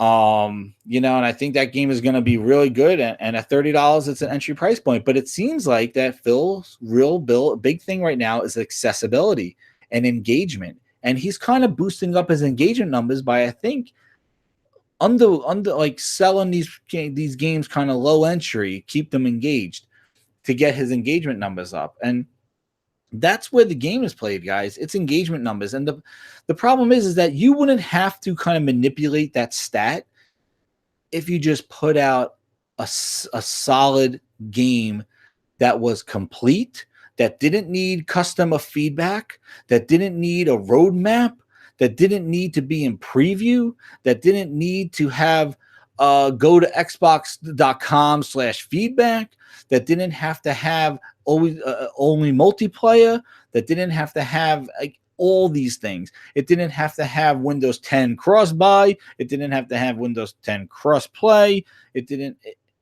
Just make a game that we can play and just play. And I don't want to make this because what Sony's doing, Sony had their problems and stuff like that. But God of War, when that comes out, You're not going to need clarification. Excuse me, so when is the next levels coming? Like, there's only 2 boss battles. Like, oh, it's going to be updated. Don't worry. Well, we'll update God of War immediately. That game is going to be go in the store, $60. OMG, this game looks crazy. It's going to have all this kind of leveling and progression and all the stuff that God of War they added like so much depth to God of War when it was just like run around and kill everything, and now it's like a huge narrative and very it's probably going to be very emotional and things like that. They added all the ties and all the hooks, but it's just going to be a game that you just put in and play, and it's not going to need all this kind of we want to engage in a lot of people up front, and then we're going to add more to it later on. People need to feel Kratos in the beginning. The new camera is going to take some time, and so we're only going to the game's going to be kind of 5-6 hours at first, but we're going to add more content to it to extend it. No, that's going to be a complete game up front. It may have bugs, it may have problems, but it's going to be a complete game. When Kirby was released, Nintendo's not like, you know what, we're going to start with just 7-8 levels. You could complete it in 4 hours, but more's coming down the line. And I don't understand why everything that Microsoft touches is sort of like it's a 10% or it's like a little bit, and it's like, oh, the rest is coming, guys. The rest is coming. Let us know what you think. Let us know. PUBG, yeah, that game should have been at least running as it is on PC. That game should not be running like 5 years ago quality. That game should be running equivalent to PC and be polished. And I don't understand. Sea of Thieves should have a whole progression. It should have a progression system with leveling and customization and custom characters and a whole bunch of NPCs and a world and NPCs and people that give you missions. Save people on an island that are stranded on an island, and you put them on your boat and escort them to somewhere else, and then they give you missions. The list goes on and on and on. But I don't get paid to be a developer to tell you what your game should be. You tell me your vision and you deliver on that vision.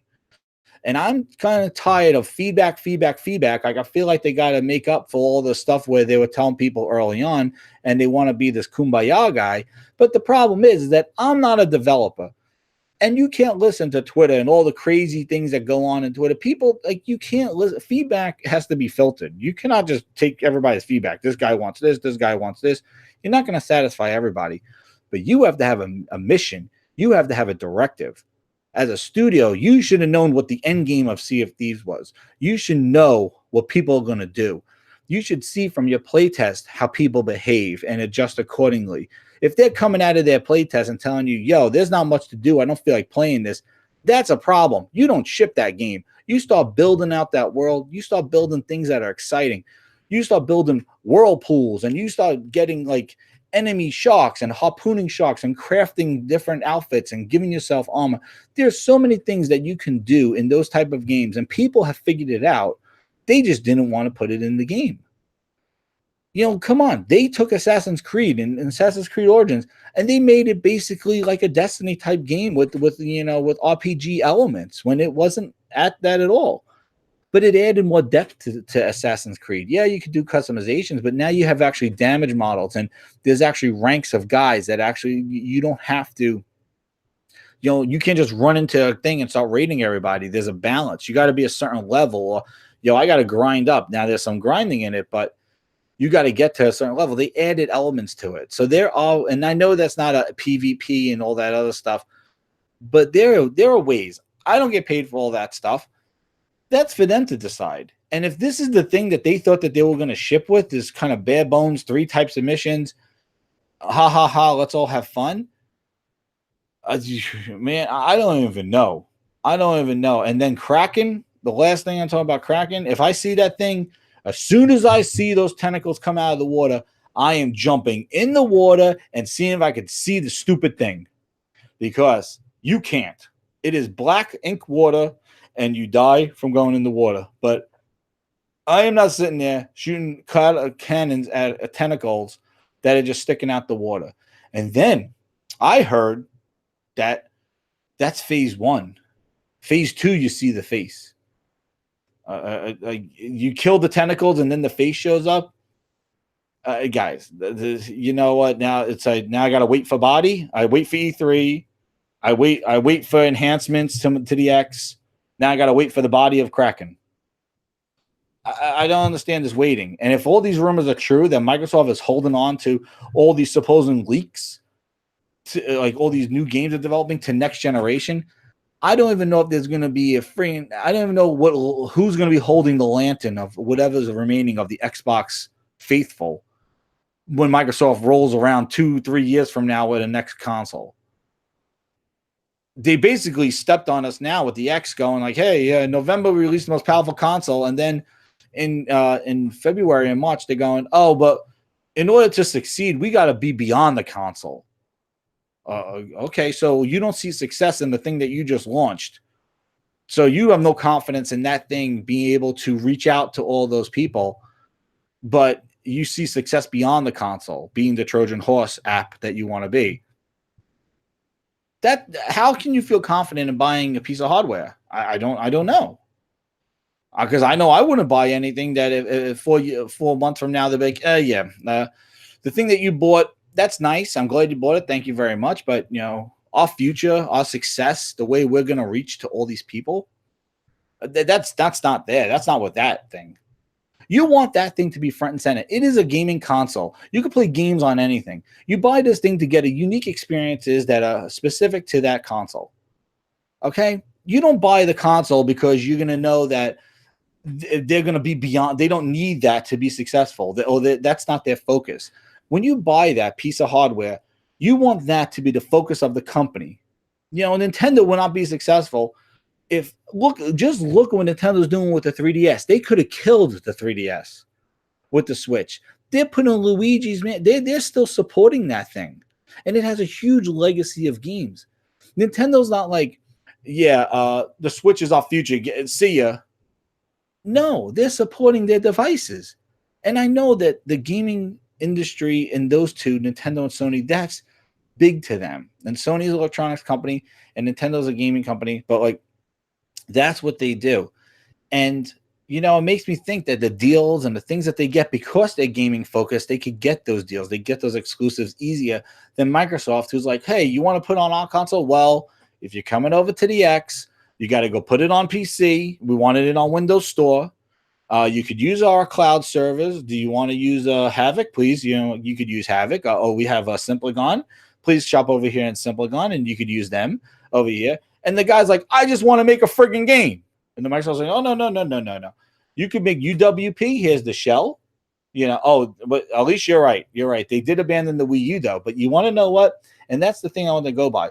The Wii U, and I don't want to say that the Wii U, Nintendo learned from the Wii U and fixed it. Sony learned from the PlayStation 3. And the thing is that I thought Microsoft would learn from the initial Xbox One. And I can't believe you went back out there and said $500 for the X. But I thought they would have learned. And, the thing that I'm not a huge fan of, I don't care. Let them be an app. Let them be everywhere. But like I said before, you got to satisfy the core group of people that paid for your hardware to get the best that you can offer. And right now, with Sea of Thieves and just the history that they have been providing over the last couple of years, now, I'm not saying in the beginning of this generation, I think they were great. Everybody didn't like the always on and all that other stuff, but I thought that they were really good. Their Rise was good. They were doing State of Decay. They did, they brought State of Decay Remastered, but they brought out, Sunset Overdrive. They were delivering. They brought Forza Horizon 3. They were doing good. They did Gears Ultimate to bring that back to current graphics. They did that stuff, but they didn't, but I don't know what happened. But they did. You cannot sit right now, and you could see there's a civil war going on with Xbox. But there's people that are just hopeful, half full, and people that are half empty. And I'm just like, I think he's like, we have to call a spade, and you cannot sit here and go, it's coming, it's coming. Wait. Hopeful. I think you're somewhat in denial. You cannot tell me with the stuff that's coming out from them.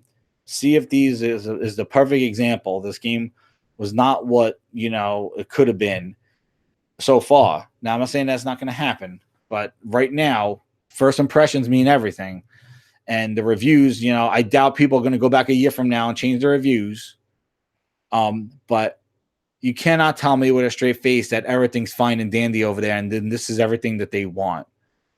And that's how I feel. I'm like, there is something going down. There's something going on. And I don't even think E3 is going to answer everything. And I think E3 is going to be different, like you said, different. And, the thing is, and the one thing I want to say about E3 to wrap it up, and then I'll do predictions and all that other stuff. But yeah, exactly. And that's the thing, Daniel B. Yeah, I know what you're right. Like the thing is that it's coming, like the oil's coming up to the water. Like, and I don't talk about people. I don't do any of that stuff. But it's just that I feel that we all need to come together and have a voice and kind of say, Microsoft, this is not satisfactory. We have invested in you. We have invested in your platform. You need to address us. But it seems like that it's like they're just saying that we're just a given. Like, yeah, you guys will stick with us through thick and thin. Well, we go poke around everywhere else and talk about how our future doesn't really involve you. And that's the problem that I have, because I don't know how you can be so hypocritical in that you're trying to sell a device, a very expensive device, and then in the next breath going like, yeah, well, in order to reach these people, we got to go beyond the console. You got to, first off, you got to give yourself content that's desirable. Sea of Thieves is not desirable. People are not going to be running next month to jump on Sea of Thieves and pay for Game Pass. People jumped on now because you did a poor job in explaining what Sea of Thieves was and kept it secret with a technical alpha. Don't even tell me that alpha made people experience it, because you are under NDA. You weren't allowed to talk about this game until when the beta came out in February. Well, in January, you weren't allowed to talk about this game. They had your gamer tag all over the screen. You couldn't even take screenshots, because if you took a screenshot and posted it, they had your gamer tag. And yeah, and I know the thank yous and all this other stuff. And I understand how people, they want to thank them and tell them they're doing a good job and supportive of them and things like that. And I'm not saying they're not doing a good job. Well, I am saying they're not doing a good job, but I'm not, I don't know what kind of deals that their management and what their focus is. I just don't like the messaging coming out of them and the products that are coming out of them. You wouldn't stick around in a hamburger joint if you were getting shit sandwiches.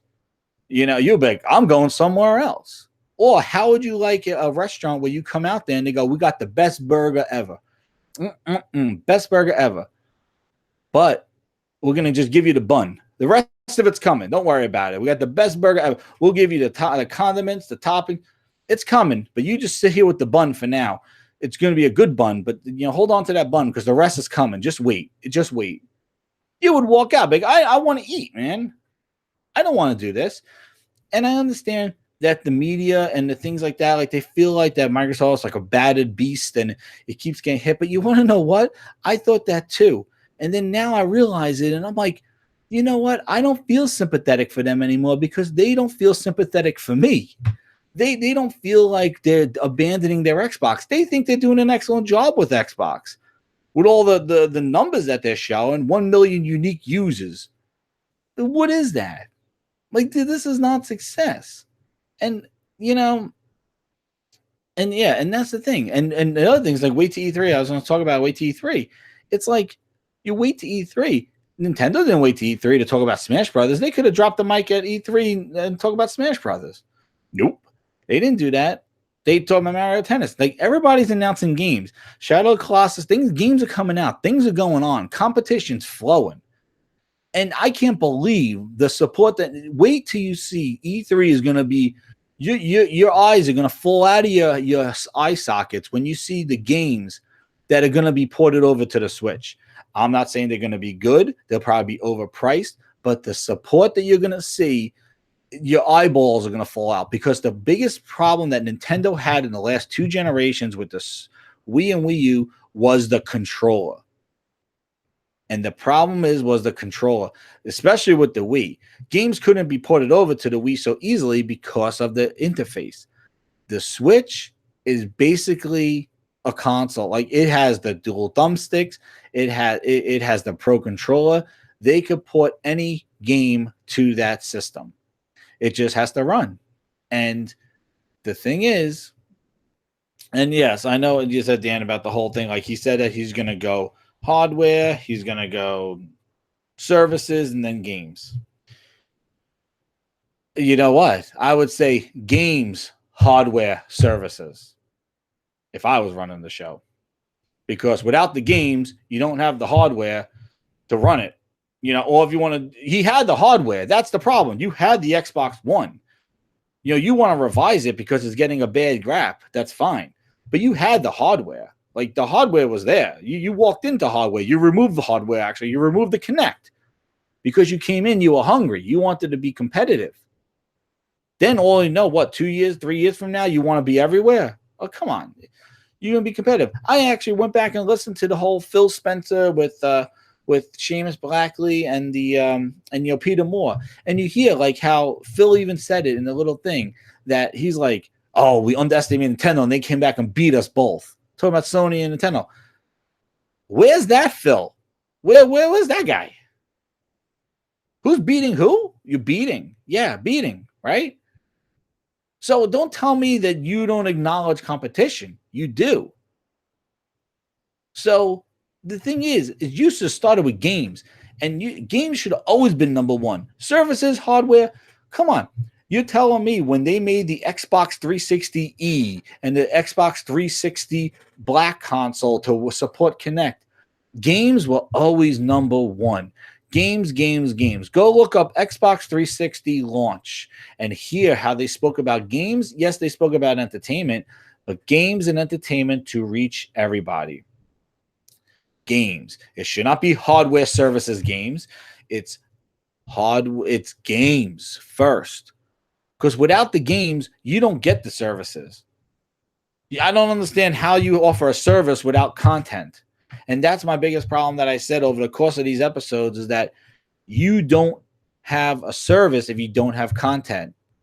AMC is nothing without Walking Dead, Breaking Bad, and Better Call Saul, which I can't wait for that to come back whenever it does.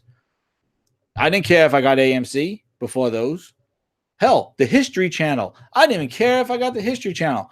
They put Vikings on that thing.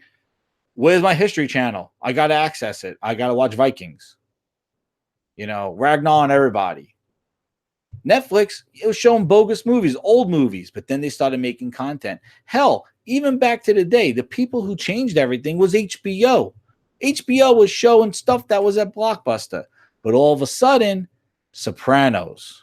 Woke up this morning. Yeah. Sopranos put HBO like, whoa.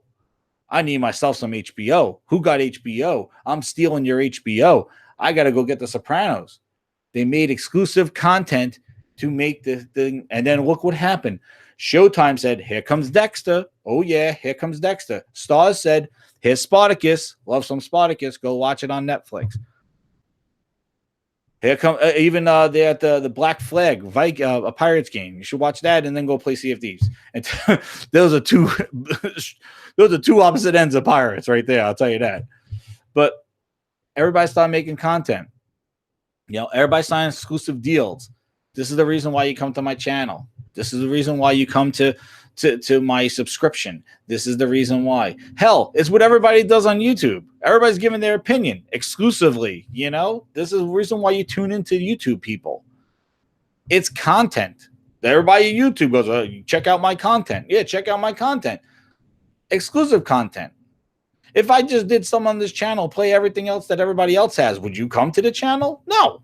Who would come to the channel if I just showed what everybody else had?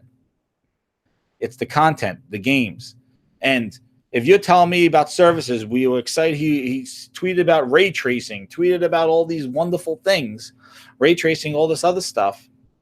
And we come now and it's like, well, here's the games. I could see Sea of Expectations, Sea of Thieves. I could see where your priorities are. Yeah, Game Pass, man, you guys were making shirts. I see the friggin' logo. You go to Microsoft Store and go see the big logos of the Game Pass and the neon signs. Game Pass, Game Pass, Game Pass, Game Pass.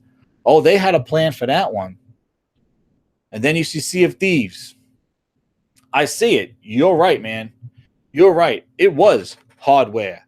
It was services. And games are the third priority of Microsoft. And you see it. Sea of expectations. You see it right now. I know exactly where they stand with games. And if they keep thinking that, like I said, Game Pass is an answer for mediocrity from Microsoft, Game Pass is going to fail. Just like Zune Pass and Groove and when they were the first on the block with that music stuff. But they didn't support the software. The licensing was this. Competition came in and did it better, and they canceled it. And Game Pass, I think, might have the same fate. Somebody's going to come along with a bunch of content. Hell, if Nintendo released the Game Pass, it would just kill. The world will melt. And if they put some of their history on there, and I think if Sony spruces up PlayStation Now, holy, like the if you just look at the content of PlayStation Now and go look at Game Pass, don't talk about streaming, don't talk about how to play it. Just look at the games that are in there, and just look at the they have like exclusives in there that are from a PlayStation 3. Man, they have freaking Warhawk and Starhawk, the sequel to Warhawk. And if everybody remembers Warhawk, that was the game that you use a 6-axis with no rumble, that you jump into the plane and then you could fly with the controller. Just look at that. And Nintendo is now getting into services with their online, and they're going to offer their Nintendo, Super Nintendo games, Nintendo 64, and that portability. Everybody's doing something, guys. Everybody's doing something. And know what's at the forefront? The content, the games, PSN. You're excited to know what next month's games are for PSN after the month that we just had. Are we excited for games with gold?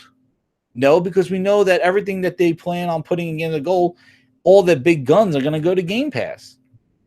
They already announced City Skyline is going to Game Pass. So, that would have been a nice games with gold, but nope, you're not getting that. So the thing is that exactly what Phil said. Phil's not deviating from his plan. Hardware, services, games. And it should be the other way around. And, that's what it was in the 360 generation. It was games, games, games. And I said this on Planet Xbox that, they went after Kojima. They went after Final Fantasy. They got games and games and games. And then they started expanding their services of Xbox Live and what it did, and entertainment, and adding Netflix and adding all that stuff. But they started with the games because that's what the consumers are buying that piece of hardware for. Yeah, it was good for gamers because you want to know why? It was costing money, and he needed money to probably invest into the hardware for his first tier of his job as hardware. But I saw too many service announcements for my liking. I think it's nice, but I think that games need to be the focus. And, I don't want to be calling out executives and stuff like that, but, I think Shannon Loftus is like basically Worldwide Studios or something like that.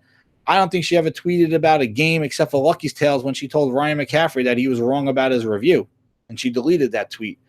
But she hasn't talked about any games or partnerships or anything at all on her Twitter ever since she talked about Lucky's Tales. That was it. And if that's what she offered was Lucky's Tales and she got defensive about it, like, I just don't know what's going on over there. And if games really are option number 3, they have done everything to show me that it is option number 3. So all we got to do, speaking of threes, is wait to E3 and see. And I have a feeling that it is going to be all about PUBG clones.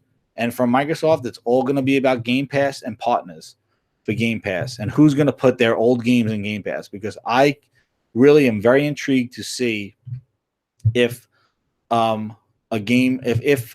third-party publisher is going to put their game in there day one. And the thing is, I don't understand how, if you have a $60 game, and $60 is not enough now with season passes and microtransactions, how the hell are you going to take that game at $60 and say now you can go play it for $10? Without changing the design of that game. And that's my whole fear with this whole subscription thing. Sea of Thieves expectations. Sea of Thieves is a service-based game. He said it a year ago.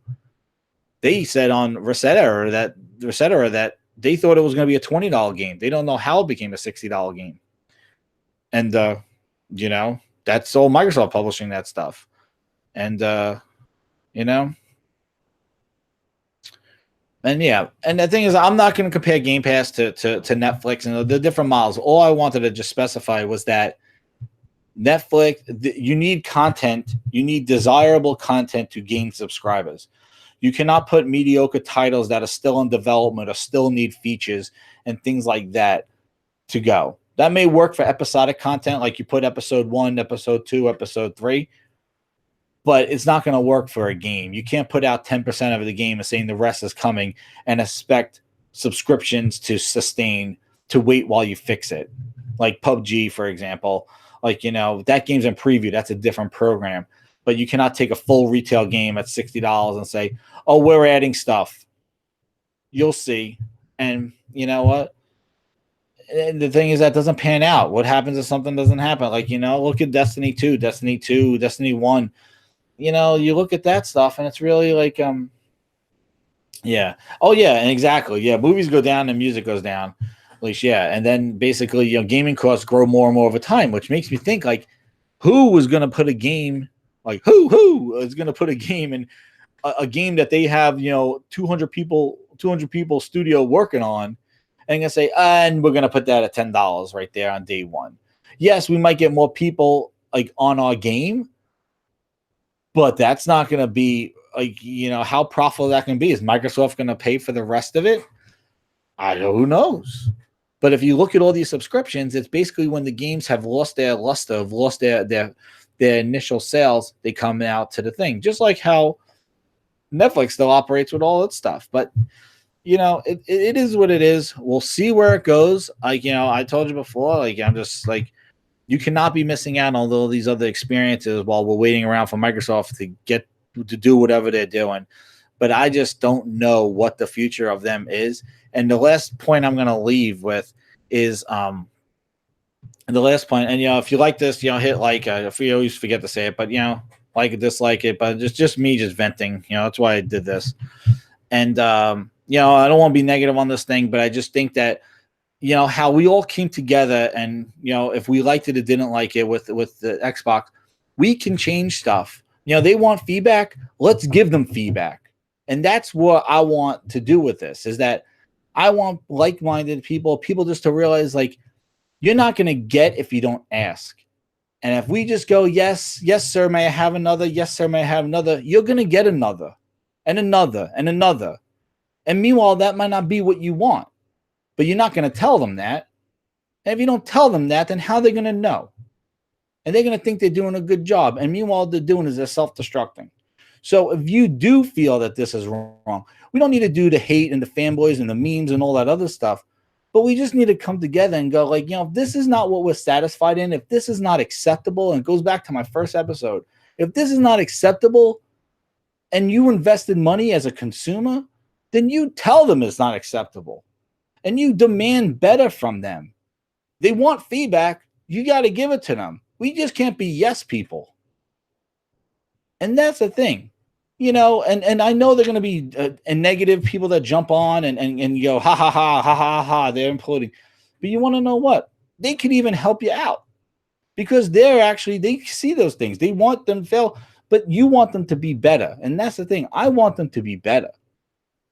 And the other thing is that I just don't know how, we can't just be yes on all this stuff. And then really, we need to come together and tell them if this is not acceptable. Hey, if you love Sea of Thieves, you're not a problem. I'm not saying that you're a problem. If you love that game and you love that stuff and you're happy with the content, enjoy it. And those people will be quiet and just do it. But if you're not happy with it, then let them know. And we need to let them know. Now, they might not. And then I think then we could really see if they're listening to us. Because I don't think they really are listening to us. I think they got a MO. I think they got a plan. And we're along for the ride. And they probably won't. But the thing is that if they heard loud and clear, just look at what people did with Star Wars Battlefront. Look what social media did. They had Disney call up EA and give them a slap across the face. Just look at the power of voice and look at the power of opinion. And if we all come together and say, this is not acceptable, 10% of a game, 3 missions for an exclusive game that you have under your studios and full control over to release in such a state, needs, you got something else coming to you. And if you didn't have an idea of progression and you didn't have an idea of how a game should flow and how people can do it, then that's a you problem.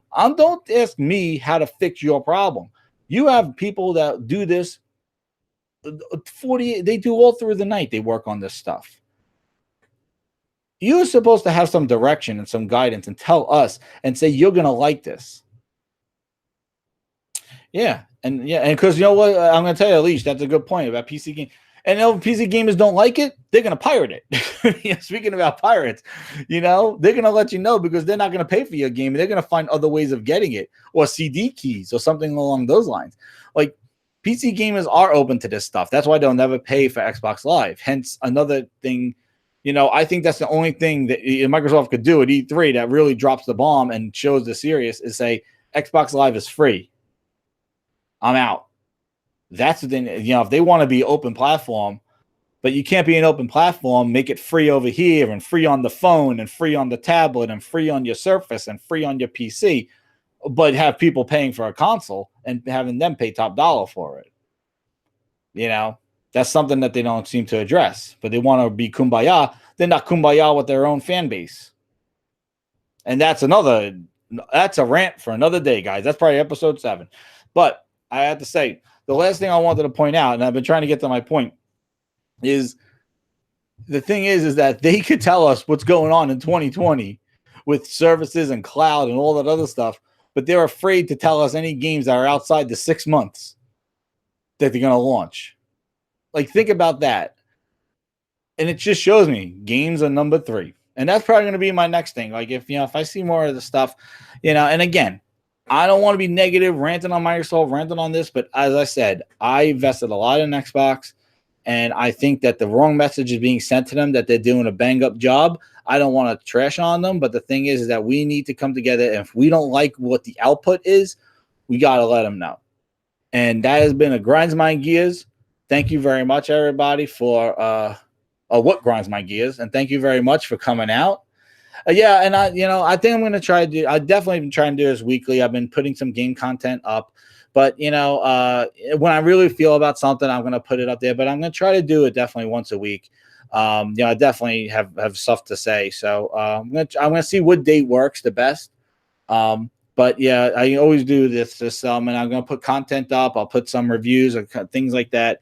But yeah, I just wanted to come up here and I appreciate everybody hanging out and, like and share and, let them know and, spread the word. And I want to thank everybody for coming out again. And this has been a Grinds My Gears, episode 6, Sea of Expectations. Thank you again for everybody for coming out. I'll talk to you soon.